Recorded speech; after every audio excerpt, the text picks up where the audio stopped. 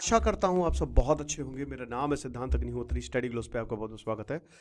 मेरे भाई, तबाही मचा दी है, तबाही मचा दी है। आप समझिए कि भारत सबसे पावर है, सबसे पावरफुल है, ठीक है ना। ऐसी की तैसी कर दी है, क्योंकि भारत की जो रैंक है वो चौथी है। वो चौथी है ग्लोबल पावर इंडेक्स में, आप देख ही सकते हो। अब आप बोलेंगे अरे सर ये तो पर चाइना, अमेरिका, रशिया, चाइना है। अरे मेरे दोस्त, मिलिट्री पर्सनल देखिए, हमारे पास सबसे ज्यादा है 51,037, 51,37,550। अमेरिका के पास मात्र आधे से भी कम। देखिए, एक चीज आप हमेशा याद रखिए कि जो जंग है ना वो लोगों से जीती जाती है, बस। आप कितनी भी मॉडर्नाइजेशन कर लें, लेकिन लोग हमेशा जो है वो इंपॉर्टेंट रहेंगे, ठीक है ना। तो जो ग्लोबल पावर मिलिट्री इंडेक्स है उसने तबाही मचा दी। सबसे पहले अमेरिका है, उसके बाद रशिया, चाइना, इंडिया है। पाकिस्तान 12वें नंबर पे, लेकिन पाकिस्तान की जो मिलिट्री है वो चाइना की वजह से स्ट्रांग है, ठीक है। अब अजीब बात है कि साउथ कोरिया भी इसमें आ गया है, और जापान 8वें नंबर पे आ गया, और टर्की 9th नंबर पे आ गया। ये कुछ समझ रहे हो ना। बहुत सारे अरेबिक नेशंस जो है वो पाकिस्तान पे डिपेंडेंट है, लेकिन यहां कुछ और ही देखने को मिल रहा है।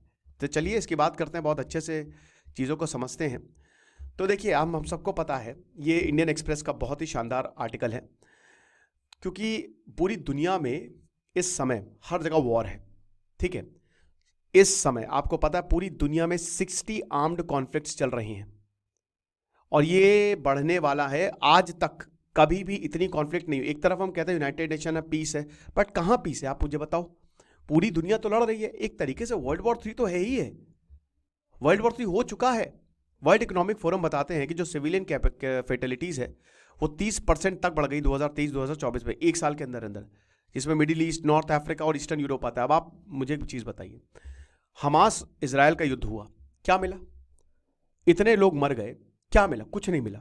अल्टीमेटली हमास होस्टेजेस छोड़ रहा है, इजराइल उसने फाइनली एग्रीमेंट। तो 1.5 साल तक लड़ने के बाद 2 साल कुछ नहीं मिला किसी को। यही होता है वॉर, किसी को कुछ नहीं मिलता है, आप हारते हो। अब जो राइज इन कॉन्फ्लिक्ट है, जो लगातार, भाई देखो, आज एक खबर आई कि पाकिस्तान, अमेरिका धर के कर था पाकिस्तान को, लेकिन पाकिस्तान अमेरिका से हथियार खरीदेगा। अमेरिका यही चाहता है कि पूरी दुनिया से हथियार खरीदे। तो ग्लोबल रिस्क रिपोर्ट 2025 को यही बताती है, समझ रहे हो? ये यही बताती है कि भाई आज जो कॉन्फ्लिक्ट है वो पूरी दुनिया में फैल रहा है, और पूरी दुनिया में लगातार लड़ाइयां बढ़ती जा रही हैं। ग्लोबल मिलिट्री एक्सपेंडिचर, हर कोई, सब चीजें साइड में। पाकिस्तान भी कहता है कि हम घास खा लेंगे, लेकिन हम न्यूक्लियर पे या मिलिट्री पे स्पेंड करना नहीं छोड़ेंगे। तो जो ग्लोबल मिलिट्री एक्सपेंडिचर है वो कहां से कहां पहुंच गया? $2.4 ट्रिलियन पहुंच गया है ये, 2.5 लाख करोड़ रुपए के आसपास। आप समझ सकते हो, इतना ज्यादा। 2023 में सिपरी की जो सारे वेपन्स और सबके जो भी मिलिट्री का है वो सब डेटा कलेक्ट करके रखता है, वो उसके हिसाब से, और इस पे अमेरिका सबसे ऊपर है। आप देख ही सकते हो, जो पावरफुल प्लेयर्स हैं दुनिया में, ठीक है, जो देश लगातार कंपीट कर रहे हैं कि अपनी मिलिट्री कैपेबिलिटी को बढ़ाया जाए, और अब तो जापान भी रेस में आ गया है, वो सब आते हैं। और उन सबकी वजह से कॉन्फ्लिक्ट जो है वो बढ़ता ही जा रहा है। जब तक इंसान है तब तक वो लड़ता रहेगा। डिफेंस और मिलिट्री में बजट इंक्रीज देखने को मिल रहा है। इकोनॉमिक स्ट्रैटेजिक एम्बिशंस गए भाड़ में, लेकिन सबसे पहले ग्लोबल पॉलिटिक्स को हमको अपने कब्जे में करना है, क्योंकि डिफेंस मैटर्स और international relations matters, that's it. पैसे देंगे, हथियार खरीदो। $60 बिलियन के करीब यूक्रेन को अमेरिका ने एड दी। वो अल्टीमेटली अमेरिका की ही कंपनीज के पास गई। वो पैसा अमेरिका की कंपनीज के पास गया ताकि खूब सारे हथियार जो है वो बनाए जा सके। आप समझ रहे हो? तो जो ग्लोबल फायर पावर इंडेक्स है वो ये बताता है कि आखिरकार कौन सी मिलिट्री कितनी ताकतवर है, कितनी, जो दुनिया की सबसे ताकतवर मिलिट्रीज हैं उनकी स्ट्रेंथ को बताता है। 145 कंट्रीज हैं, 60 इंडिविजुअल फैक्टर्स पे ये इंडेक्स निकाला गया। तो आप समझ सकते हो ये इंडेक्स कितना ज्यादा एक्यूरेट है, कितना ज्यादा। अब जाहिर सी बात है, ये सरप्राइज होने की बात नहीं है, अमेरिका नंबर 1 पे है मिलिट्री स्ट्रेंथ पे, हालांकि उसके मिलिट्री नंबर ज्यादा हैं। मैं अभी एक इंटरव्यू सुन रहा था, उसमें बता रहा था कि जो अमेरिका है वो, अगर आप मिलिट्री की बात करें ना, तो उनके जैसे जो सोल्जर्स है वो प्रोटोकॉल के तहत चलते हैं, एक तरीके से रोबोट है। जैसे मान लीजिए कोई इंसान मरा पड़ा है, अगर प्रोटोकॉल में उसको बचाना है तो ही बचाएंगे, नहीं तो नहीं बचाएंगे। उनको पानी पीने के लिए बिस्लेरी, वो कर्नल साहब बता रहे थे, बिस्लेरी चाहिए। भारत के सैनिक ऐसे नहीं, भारत के सैनिकों को कॉमन सेंस सिखाया जाता है, वो हर तरीके से अपने आप को प्रूव कर चुके हैं, ठीक है। तो 2005 से लेकर अभी तक अमेरिका नंबर 1 पे है। लेकिन अमेरिका की सबसे बड़ी बात है उसकी टेक्नोलॉजी और उसके जो हथियार हैं, जो उसके मटेरियल रिजर्व्स और जो इंडस्ट्रियल आउटपुट है, वो बहुत ही तगड़ा है। उसके बाद फिर रशिया आ जाता है। रशिया की दूसरी रैंक आई है, इनका 0.0788 पावर इंडेक्स स्कोर है।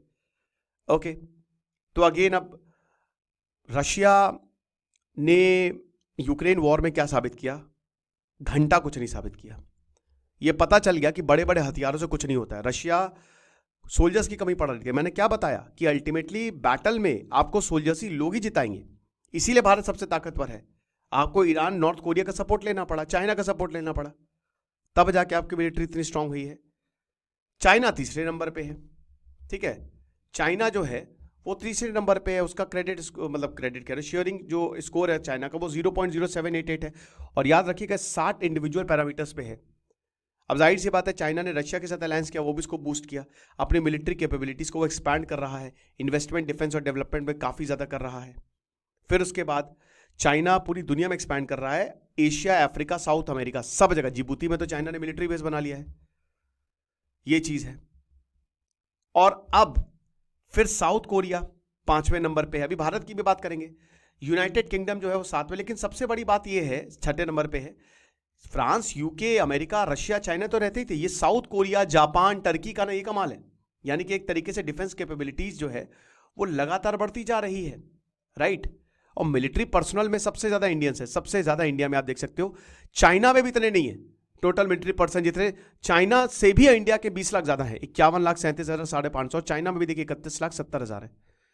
तो मिलिट्री पर्सनल सबसे ज्यादा। और ये अजीब बात है, साउथ कोरिया में देखिए 35 देश, 48 लाख। दूसरे सबसे ज्यादा मिलिट्री पर्सनल साउथ कोरिया में। वैसे भी मैंडेटरी होता है साउथ कोरिया, नॉर्थ कोरिया आपको मिलिट्री सर्विस, ये चीज है। तो सबसे बड़ी बात यह है कि इंडिया पाकिस्तान, क्योंकि इंडिया एक इमर्जिंग पावर है ऐसा बताया गया है, 0.01184 का इनका जो है वो पावर इंडेक्स स्कोर है। तो लगातार मॉडर्नाइज और मैन पावर बढ़ती जा रही है। 4th लार्जेस्ट स्पेंडर है 2023 में, सबसे ज्यादा हमने मिलिट्री पे स्पेंड किया है। 4.2%, जो 2022 में था, पिछले 2023 में 4.2% ज्यादा स्पेंड किया मिलिट्री पे। पाकिस्तान की अगर बात करते हैं तो 12वें नंबर पे है, 0.2513। और जाहिर सी बात है पाकिस्तान की मिलिट्री चाइना बहुत ज्यादा सपोर्ट करती है, चाइना देती है मटेरियल एक्विजिशंस, तब जाके पाकिस्तान की मिलिट्री। और उसके बाद फिर अफगानिस्तान से भी आपने देखा बॉर्डर क्लैशेस हुए, जिसकी वजह से पाकिस्तान की रैंकिंग जो है वो काफी ज्यादा नीचे गई है। आप समझ रहे हो? तो भारत जो है वो 4थे नंबर पे सबसे ताकतवर भारत है। आपको क्या लगता है मुझे कमेंट बॉक्स में बताइएगा। Thank you so much.